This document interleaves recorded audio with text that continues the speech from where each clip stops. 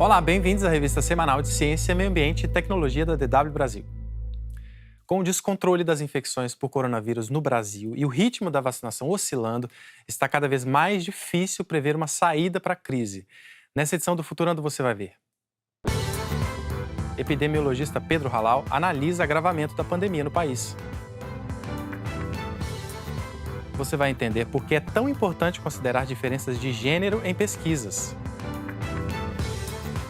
E em mais um episódio da série Cidades Inteligentes, vamos falar de mobilidade urbana.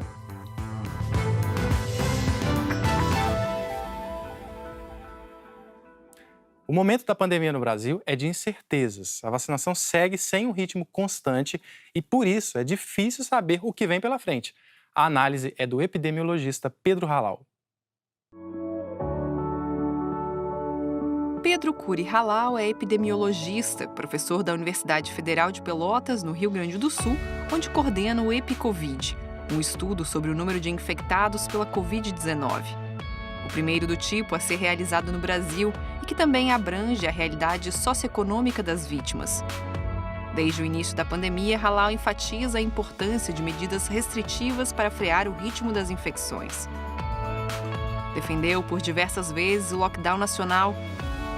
No dia 6 de abril, quando o Brasil ultrapassou a triste marca de 4.000 mortes em 24 horas pela primeira vez, o pesquisador chamou a atenção no Twitter para um dado preocupante. Nenhum outro país do mundo teve 1.000 mortes por Covid-19. No Brasil, foram 4.000. E termina a publicação reforçando a necessidade de estancar a transmissão do coronavírus. Halal avalia que o Brasil vive um caos e que é difícil que a vacinação sozinha solucione o problema. Ele conversou com o Futurando sobre esse e outros aspectos que pioram o cenário brasileiro na comparação com outros países. Confira a entrevista. Então, na verdade, o que nós precisamos caminhar com velocidade é para atingir 70% da população vacinada. Se a gente pegar os exemplos de países do mundo que ainda não chegaram a 70%, mas que estão vacinando muito rápido, e aí tem o exemplo de Israel, tem o exemplo da Escócia, o próprio Estados Unidos atualmente, a gente nota que mesmo antes de chegar em 70% da população vacinada, já se tem benefícios grandes na redução da hospitalização, na redução dos óbitos. Então o Brasil precisa caminhar na mesma direção que esses lugares que estão vacinando rápido. Eu entendo como adequada uma meta de 1,5 milhão de doses por dia. O Brasil é capaz de vacinar mais do que isso, mas 1,5 milhão por dia é um número bom e que fará com que a gente consiga vacinar toda a população elegível, por enquanto, ou seja, excetuando-se as crianças, ainda em 2021, que me parece que deve ser a meta. Infelizmente, até hoje, a média brasileira, desde o começo da vacinação até hoje, é pouco mais de 300.000 doses por dia. Então, nós precisamos acelerar para chegar pelo menos a 1,5 milhão de doses por dia, e aí a gente vai começar a enxergar a luz no fim do túnel, como vários outros países já estão enxergando, vendo as taxas decrescendo de casos, de internações e de óbitos por coronavírus.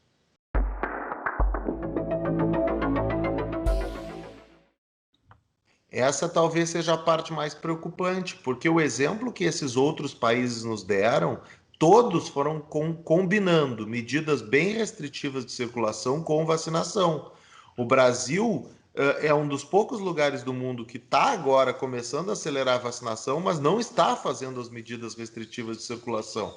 Então, é um pouco imprevisível quanto tempo vai demorar para melhorar a situação no Brasil. Eu vejo hoje um cenário completamente caótico. O Brasil ultrapassou a marca de 4.000 mortes por dia no dia 6 de abril. Só para que se tenha uma ideia, nenhum outro país teve 1.000 mortes por dia no dia 6 de abril. O Brasil teve mais de 4.000.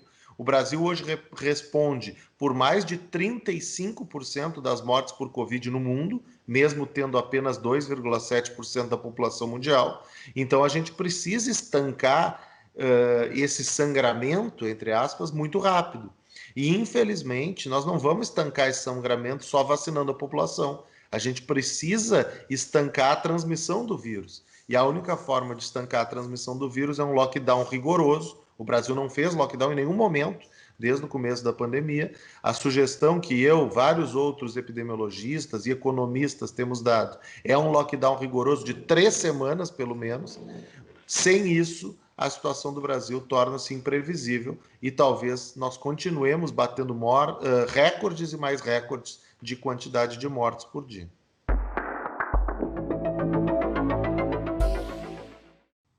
Não, certamente que a variante AP1, ela atrapalha muito a situação, porque ela é mais transmissível e existe evidência, embora ainda preliminar, de que ela é mais agressiva também. Eu responderia a tua pergunta talvez dizendo o seguinte: olha, a situação estaria também muito ruim caso não existisse a P1, porque tem um descontrole muito grande da circulação do vírus. Agora, a P1 piora muito essa situação.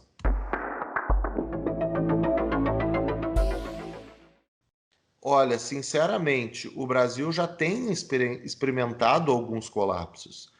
Em Manaus, por exemplo, nós tivemos um colapso em vários aspectos. Faltou oxigênio, faltou espaço para enterrar as pessoas. O colapso funerário já aconteceu em Manaus. Eu acho que pode acontecer em outros lugares do Brasil. E tudo depende da ofensiva contra a circulação do vírus. O quanto menos fizermos para o vírus parar de circular, maior a chance de um colapso. Nós precisamos lembrar que, olha, vacinação ajuda, claro que ajuda, é a solução do problema. Aumentar leitos de UTI ajuda, claro que ajuda, é importante que as pessoas tenham acesso. Mas uma epidemia não se para assim. Uma epidemia se para reduzindo a transmissão do vírus. Se o Brasil não parar a transmissão do vírus por meio de um lockdown rigoroso, pode ter colapso de oxigênio em outros estados, pode ter colapso funerário em vários estados brasileiros. Tudo depende do que faremos nas próximas semanas. Olha, em relação a gênero, pelo menos o nosso estudo, que é o EpiCovid, que não é sobre óbitos especificamente, mas é sobre casos, ele mostra não haver grandes diferenças entre homens e mulheres em relação à infecção. O que a gente encontrou, sim, foi uma diferença socioeconômica muito marcante. Os 20% mais pobres da população têm o dobro do risco de contrair coronavírus em comparação com os 20% mais ricos, o que provavelmente seja explicado aí por a questão casas menores, com famílias maiores, menos espaço, mais gente ocupando um espaço menor. Agora, em relação ao gênero, não teve grandes diferenças. Tem alguns estudos mostrando, até no cenário nacional, uma mortalidade um pouco maior nos homens do que nas mulheres, mas nunca foi nada gritante como a gente encontra em relação à idade, em relação ao nível socioeconômico e em relação a grupos étnicos também. Aqui no Brasil, o nosso estudo mostrou que os indígenas, por exemplo, tinham um risco 5 vezes maior de contrair Covid do que os brancos.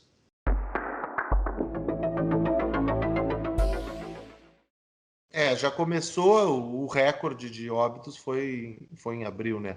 E já está sendo o pior mês da pandemia, mas eu nunca gosto de fazer essa previsão, porque depende do que fizermos. Se o Brasil, por exemplo, entrar num lockdown, que eu acho que a pressão social agora está se tornando praticamente insustentável para que isso aconteça, pode ser que abril não seja o pior mês. Agora, se continuarmos nesse ritmo, caminhando em direção ao precipício, certamente que teremos um abril ainda pior do que o sangrento março que nós acabamos de vivenciar. Futurando vai fazer uma pausa rápida, a gente volta em instantes. Até já. Futurando está de volta aqui do estúdio da DW na Alemanha. Nem toda pesquisa científica considera as diferenças de gênero e as chamadas interseccionalidades, ou seja, os múltiplos fatores, não só biológicos, culturais e sociais também, que interferem na construção de uma identidade, ou várias. E isso pode levar ao desperdício de dinheiro e, pior, vidas humanas. Essa é uma tartaruga fêmea, e essa provavelmente também é. O fato é que na Grande Barreira de Corais, na Austrália, nascem quase sempre fêmeas, e isso coloca o futuro delas em perigo. Essa descoberta só foi feita porque cientistas pesquisaram objetivamente as populações de machos e fêmeas. Esse papo de gênero até no fundo do mar? Isso mesmo, e não só lá. Pesquisas erradas custam dinheiro e vidas. Essa é a Londa Schibinger. Ela pesquisa há 40 anos como fazer ciência corretamente. Para Londa, uma pesquisa precisa considerar já no início aspectos como sexo, gênero e também as chamadas interseccionalidades. Mas o que isso significa? O sexo é definido por características corporais. Mas apenas cromossomos, hormônios e genitália não podem apontar exatamente se trata de um homem ou uma mulher. Por isso, atualmente, a biologia assume um espectro do masculino ao feminino. O gênero se define por papéis construídos pela sociedade, como comportamento e identidade, e eles nem sempre correspondem ao sexo da pessoa. A interseccionalidade descreve todos os outros fatores que têm um papel na nossa vida e que se sobrepõem, como uma deficiência, etnia, sexualidade, classe ou idade. Mas por que é importante considerar aspectos como o gênero numa pesquisa? Se não considerarmos o gênero, por exemplo, vamos perder a oportunidade de fazer descobertas. Muitas empresas também não vão poder vender seus produtos direito porque eles não vão funcionar para muitas pessoas. E isso pode ser perigoso. Recentemente, nos Estados Unidos, foram retirados 10 medicamentos do mercado porque eles podiam ser mortais para mulheres. O desenvolvimento de um medicamento custa bilhões de dólares. Se o remédio não funciona direito, isso pode gerar sofrimento e morte. Não podemos estar errados numa pesquisa dessas. E há outros exemplos. Já se sabe há muito tempo que mulheres têm 50% mais chances de terem ferimentos graves num acidente de carro, em comparação com homens. O motivo? Os bonecos de teste de colisão são feitos com proporções masculinas. Pessoas com outros tipos de corpo, como grávidas, obesos ou idosos, não são considerados nos testes. Mas homens também se beneficiam das pesquisas inclusivas. Por muito tempo, a osteoporose foi considerada uma doença de mulheres. Um diagnóstico e um tratamento tardios podem ser um desperdício de vidas. 1/3 das pessoas que quebram a bacia são homens. Eles até morrem por causa da osteoporose com mais frequência do que as mulheres. O chamado unconscious bias, o preconceito inconsciente, está até nas tecnologias modernas. Descobrimos que o reconhecimento facial não funciona direito para mulheres ou para pessoas negras. E há uma cientista negra que pesquisa isso e precisava colocar uma máscara branca para que a tecnologia pudesse reconhecer. Ou seja, não estamos criando tecnologias que funcionam para todos. Para fazer uma pesquisa mais inclusiva, não basta ter apenas o mesmo número de homens e mulheres. Isso também foi reconhecido pela Comissão Europeia, que vinculou 85 bilhões de euros com algumas condições.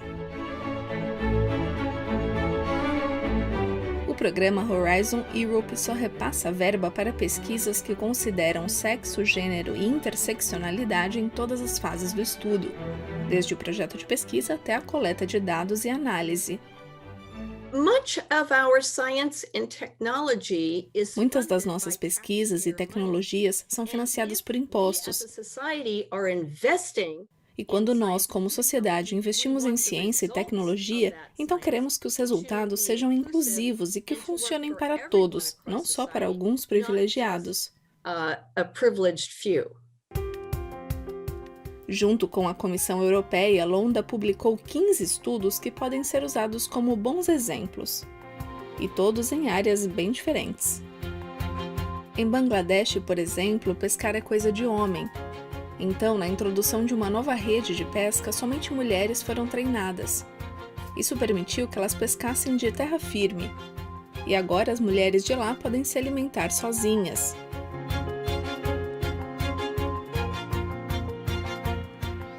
Um outro exemplo é uma recomendação para espaços urbanos. No futuro, eles devem se basear nas necessidades das famílias e não no trânsito. Uma outra pesquisa a questão: como novas tecnologias levam estereótipos de gênero para o futuro. Mas será que essas abordagens inclusivas fazem sentido em todas as áreas? Ainda estamos descobrindo onde faz sentido. Para a matemática pura, física teórica talvez não seja tão relevante, mas talvez seja só porque não pesquisamos isso ainda para saber. A propósito, com as tartarugas, o sexo é definido pela temperatura.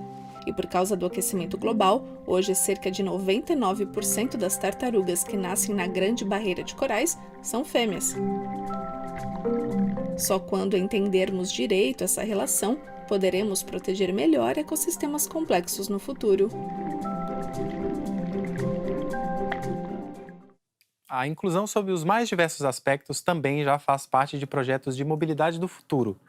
No segundo episódio da série Cidades Inteligentes, você vai ver a busca por alternativas para preencher uma lacuna importante no setor, o trajeto da porta de casa até o meio de transporte mais próximo. Hora do rush em Berlim. Essa é a realidade do trânsito numa capital. Congestionamentos também levam à perda de tempo e frustração. Mas há possíveis soluções para o problema. Carros voadores? Sistemas de tráfego baseados no deslocamento de formigas? Sistema de transporte pneumático? Uma voltinha de 50 minutos ao redor do mundo num foguete? Mas todos esses conceitos ainda estão longe de virar realidade. Quero saber sobre as soluções de mobilidade que estão logo ali. Como vamos nos mover nas cidades do futuro?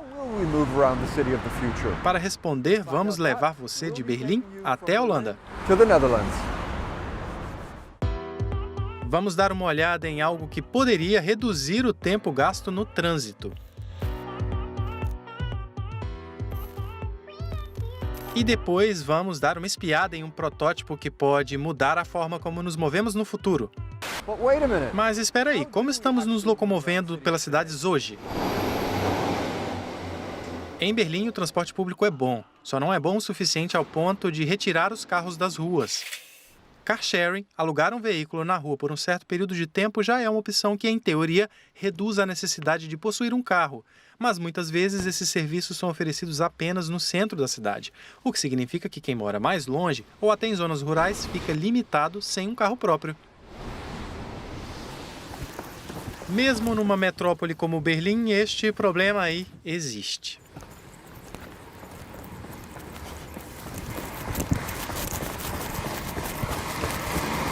Eu acabei de perder o ônibus noturno e tenho que esperar mais meia hora para chegar à estação de trem.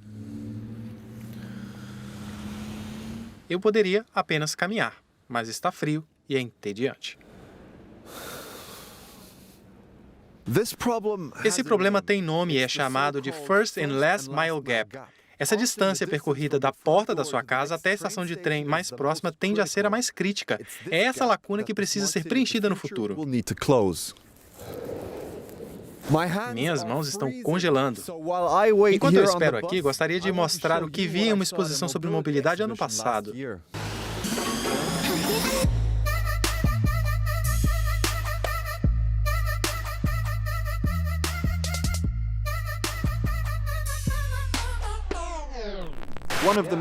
Um dos principais tópicos do Festival Green Tech foi mobilidade, mas fiquei bastante decepcionado porque a maioria das coisas e conceitos mostrados eram carros clássicos. Claro, carros verdes, carros a bateria, movidos a hidrogênio. Só não vi nada de novo. Foi um pouco decepcionante. Lembra de mim esperando no ponto de ônibus?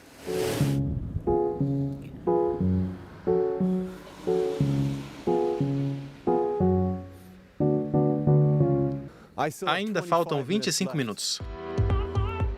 Bom, essa talvez é a solução para todos os meus problemas. O Easy Mile é um mini ônibus autônomo sob demanda, o que significa não ter que esperar para chegar à estação de trem.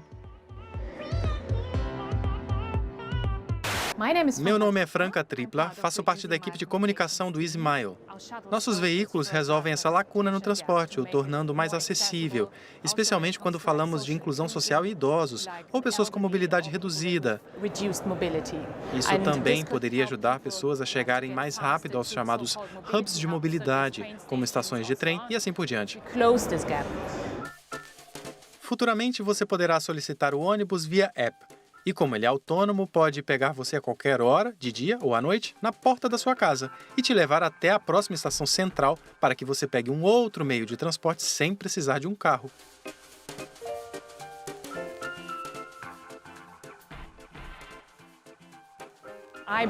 Eu acredito que podemos reduzir a necessidade de carro próprio e, ao mesmo tempo, melhorar o meio ambiente. O que isso significa? Não vamos mais ter carro próprio? Não é bem assim. Vamos até a Holanda descobrir isso, porque a Holanda quer se tornar um país pioneiro na mobilidade inteligente.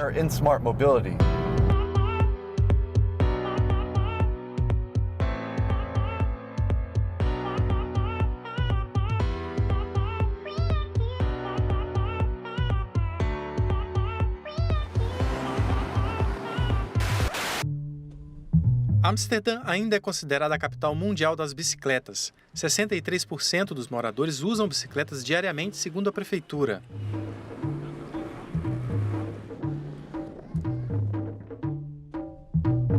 Mas isso não significa que os holandeses não têm problemas com carros. Este é o Stefan, diretor de inovação do Instituto de Soluções Metropolitanas Avançadas de Amsterdã, conhecido pela sigla AMS em inglês. Onde você vê os maiores problemas de mobilidade hoje nas cidades?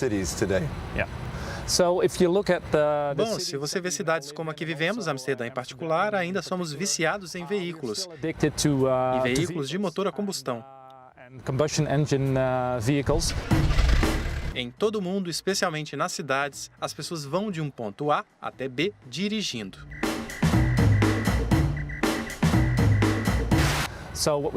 O que ainda vemos é poluição sonora, poluição do ar, emissão de gases de efeito estufa e engarrafamentos. Se pensarmos globalmente, congestionamentos são em geral causados pela má gestão do tráfego. A câmera está gravando, a luz do REC está piscando. Nos encontramos com Boris, responsável por testar semáforos inteligentes na cidade de North Holland, a noroeste do país. Parte da mobilidade inteligente é digitalizar a infraestrutura e nós conectamos as coisas umas com as outras. Para mostrar como funciona, você poderia nos explicar melhor? Sim, o que temos aqui, o que estamos testando, são semáforos inteligentes. Estimamos que dá para melhorar em 15% a eficiência da passagem por cruzamentos. Para fazer com que o tráfego seja mais eficiente, a ideia é agrupar veículos e formar pelotões. Eles formam um pelotão se comunicando e se comunicam com o semáforo do qual o pelotão está se aproximando.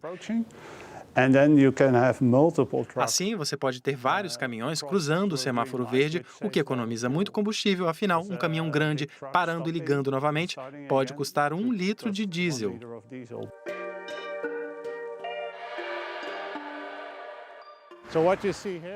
O que você vê aqui é um modem de comunicação 5G que envia informação sobre os semáforos, as cores e as previsões. Com isso, o carro pode ajustar a velocidade. O modem tem um alcance de 200, 500 metros.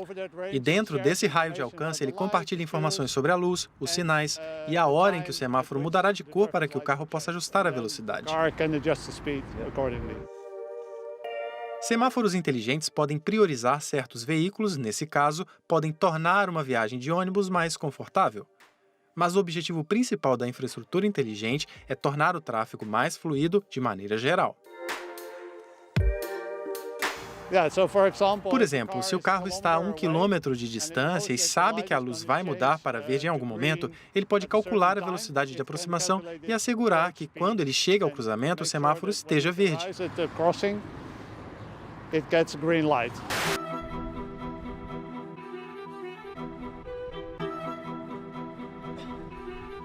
Como vai ser a mobilidade na cidade inteligente do futuro?